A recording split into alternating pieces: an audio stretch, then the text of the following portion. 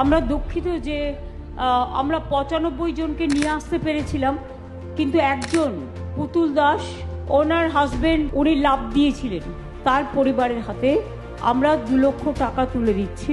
এরপর আমি সব মৎস্যজীবী পরিবারকে, যারা 95 জন বাংলাদেশের জেলে দীর্ঘদিন ছিল, তাদের সকলের হাতে আমি 10,000 টাকা করে তুলে দিচ্ছি।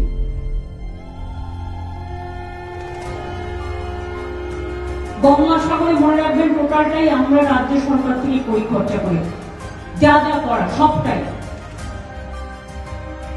কুম্ভ মেলা যদি জাতীয় মেলা হয়, সেন্ট্রাল গভর্নমেন্ট হাজার হাজার কোটি টাকা খরচ করে, আমরা কুম্ভ মেলাকে সম্মান করি, কিন্তু গঙ্গাসাগর মেলা কিন্তু কুম্ভ মেলা থেকে কোনো অংশে কম নয়। গঙ্গাসাগরে জল পেরিয়ে আসতে হয়, খুব কষ্ট হয়। তাই আপনাদের দীর্ঘদিনের দাবি মেনে মুড়িগঙ্গা ব্রিজ তৈরি করার জন্য আমরা ডিপিআর করেছি, 1,500 কোটি টাকা লাগবে, টাকাও দিয়ে দিয়েছি।